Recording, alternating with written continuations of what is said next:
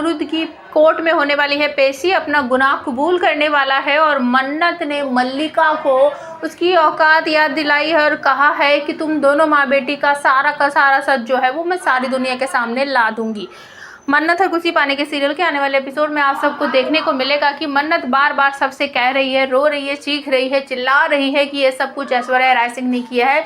दादाजी की मौत में बिल्कुल भी वरुण का कोई भी हाथ नहीं है और ये सब कुछ ऐश्वर्या राय सिंह ने जानबूझकर किया है, लेकिन कोई भी उसकी बात नहीं सुनता है और वरुण को हो जाती है जेल। पुलिस उसको पकड़ कर ले जाती है और घर पर सभी लोग जो है शोक सभा कर बैठे हैं दादाजी की, क्योंकि दादाजी जो हैं वो चल बसे हैं। और दूसरी तरफ आपको देखने को मिलेगा कि अनिरुद्ध की कोर्ट में पेशी होने वाली है और मन्नत हमेशा की तरह जैसा बोलती आ रही है कि मैं आपको बचा लूँगी, मैं समझ चुकी हूँ, मैं देख चुकी हूँ, मैं जान चुकी हूँ कि आपने कुछ भी नहीं किया है, ये सब कुछ ऐश्वर्या राय सिंह ने किया है। और वो कहीं ना कहीं मुझे चिढ़ाने के लिए बार बार उल्टी सीधी हरकत करती है, गुनाह करती है और फिर मुझे चिढ़ाती है। मैं समझ चुकी हूँ कि आपके साथ जो कुछ हुआ था, जो आपने बताया है वही सच है।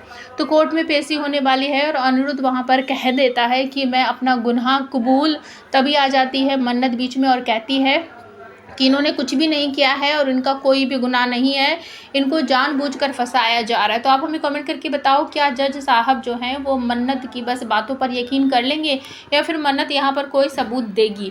दूसरी तरफ घर में जब शोक सभा चल रही होती है, सभी लोग बैठकर बहुत ज़्यादा पछता रहे हैं, रो रहे हैं। गगन का बहुत बुरा हाल है कि इस उम्र में उसके सर से उसके पिता का साया जो है वो छिन गया है, चला गया है और उसे ऐसा लग रहा है कि मन्नत और वरुण दोनों मिले हुए हैं और कहीं ना कहीं ये वरुण ने उस अनिरुद्ध के कहने पर किया है।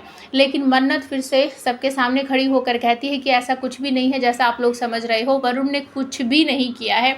और मल्लिका की एक बात पर मन्नत बहुत भड़क पड़ती है और उसे खड़े होकर कहती है कि तुम जैसी आसान फरामोश मैंने कभी नहीं देखी, मतलब अपनी दादू की मौत का भी तुम लोग फ़ायदा उठा रहे हो, तुम्हें शर्म नहीं आती है।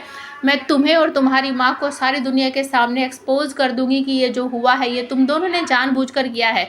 तुम्हारा किडनैप, ये सब कुछ एक सोचे समझे प्लानिंग थी ऐश्वर्या मैम की। और तभी गगन उठते हैं और खींचकर एक थप्पड़ मारते हैं मन्नत को और मन्नत बिल्कुल चौंक जाती है कि गगन सर ने मुझ पर हाथ उठाया है, मैं तो उनकी बेटी जैसी हूँ, वो हमेशा मुझे बेटी कहते हैं और आज उनको मेरी बात पर यकीन नहीं है, उनको मल्लिका की और ऐश्वर्या राय की बात पर यकीन है। और तभी गगन कहते हैं मन्नत बस बहुत हो गया, कितना बोलोगी, कितना, तुम्हें दिखाई नहीं दे रहा है क्या, मेरे पिता चल बसे हैं और उस अनिरुद्ध ने करवाया है ये सब, उस और वरुण ने किया है, इसमें ऐश्वर्या का क्या हाथ है, मुझे समझ नहीं आता। तुम कौन सी बिन पैर की बातें, सर पैर की बातें बोले जा रही हो, कोई सबूत है कि तुम्हारे पास? बस बहुत हो गया।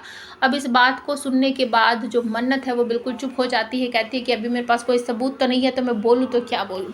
तो आप हमें कमेंट करके बताओ किस तरीके से गगन का फिर से विश्वास पाएगी मन्नत, क्या करेगी, क्या उसके हाथ कोई सबूत लग जाने वाला है? प्लीज़ कमेंट ज़रूर करना।